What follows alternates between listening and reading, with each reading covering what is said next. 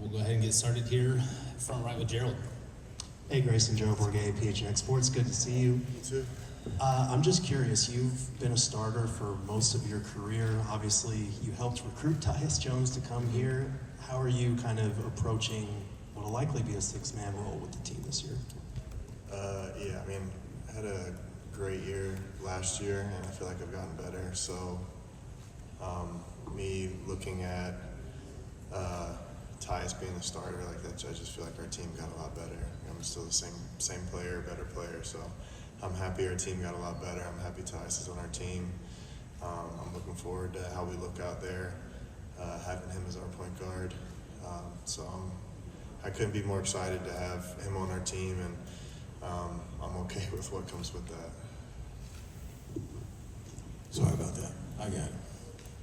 Grayson, just to follow up with that, you obviously became a full-time starter, not just this year, but probably the last 3 years. So that conversation you had with Mike about that, because you started for him. So what was that like, and what maybe how you guys talked that out, or what were those conversations like in that regard?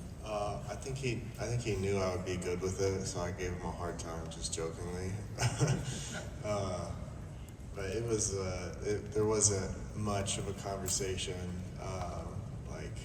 I think we're gonna have a great team with Tyus out there as a point guard.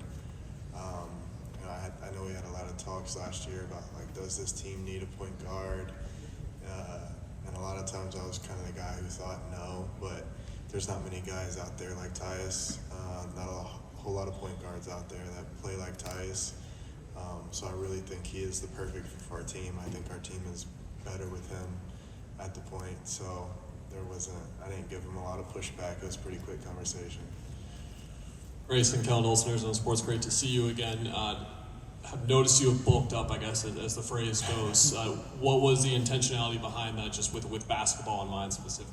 Yeah, I mean, each offseason I've put on a little bit of muscle. And this offseason I started lifting a little bit sooner than I have in the past. So a little bit of it was unintentional.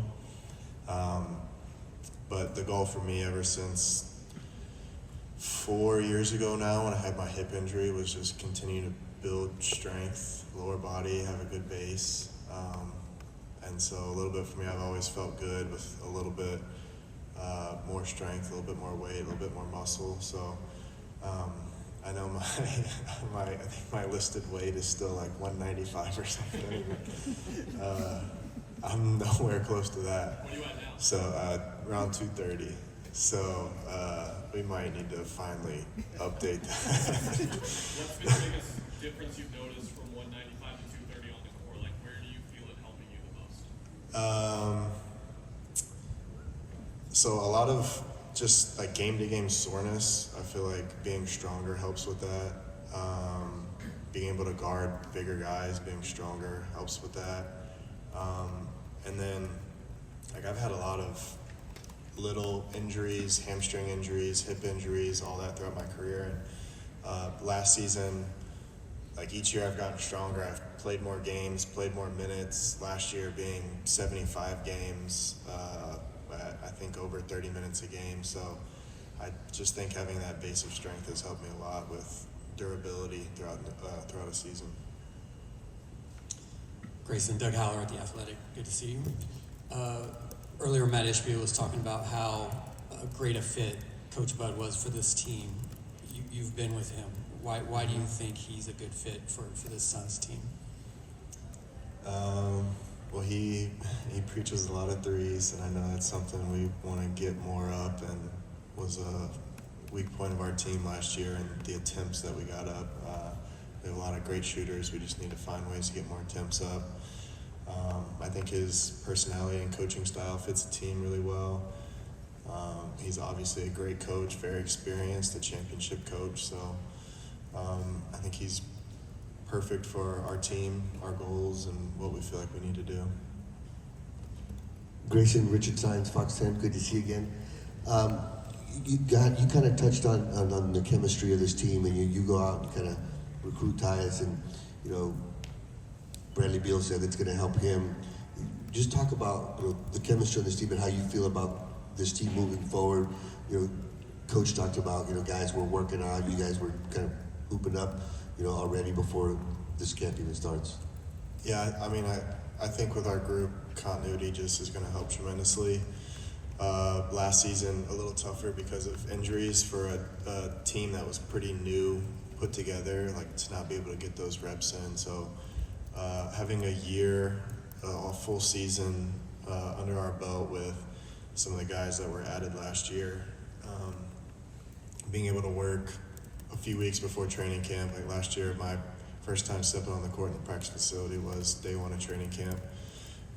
So I think all that helps with our chemistry, the way we want to play offensively, the way we want to communicate defensively and cover for each other defensively. Like you have to have some sense of chemistry and togetherness, so time always helps with that.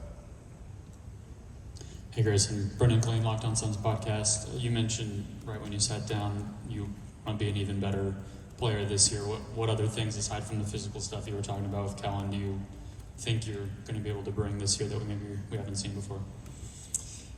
I've done a lot of screening and rolling in the preseason, which is a little new for me. But I think if kind of you look around the league, a lot of teams that are having success offensively kind of have positionless basketball. And I think that will help with a lot of our switching if matchup dependent guys setting screens, but not just setting screens to get the switch, but setting the screen to get an attack out of it, being a good screener, having angles, and then just continuing to improve offensively, like being a secondary playmaker. I know a lot of games, like once you start getting run off the three-point line, you have to be a decision maker in the paint. So last year I felt like I did a pretty good job. I need to be a part of cutting down on turnovers, so need to be a low turnover guy, very efficient guy, passing the ball or scoring the guy in the paint. Grayson. Hey, Bob Hewett from Associated Press. Good to see you again. A lot of talk about the team shooting more threes. I'm thinking if there's anyone on this team that might be really happy about that, it would be you. Yeah. Will that change your game at all, though? Because what you seem to do is just take what's given to you. But now with the emphasis on more threes, will you try to just intentionally shoot more, or just keep that mindset of just whatever happens within the game? Yeah, it's a balance. Like I'd love to say like I want to get 9 threes up a game. That's really hard to do. And so I think there is a balance between like when you're on the court with Kev, Book, Brad, there's all these weapons around you. I could easily get out there and just have the mindset of getting a lot of threes up.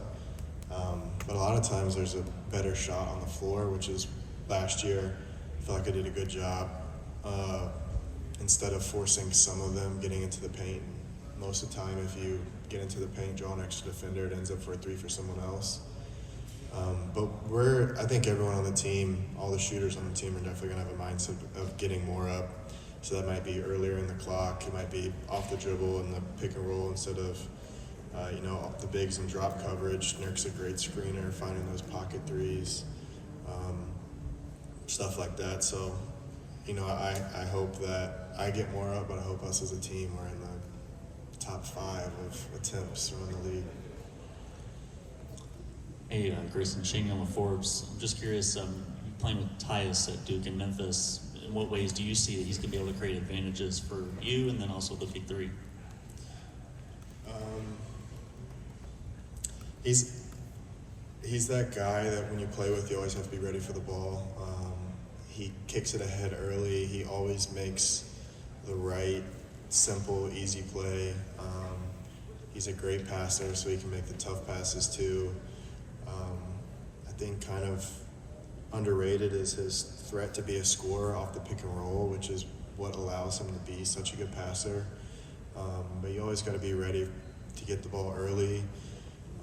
And he creates a lot of opportunities for the guys around him to play off of closeouts. So when he has the ball, it's those early kick-aheads. If he sees anyone helping, he's pitching the ball, and that creates opportunities for us to be ready to catch and shoot or be ready to play with a little bit of an advantage because you have a guy flying at you.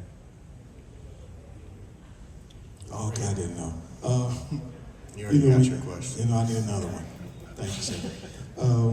Your question about top 5 teams shooting threes, you made me get on the internet and look up. Boston led the league in 42.5.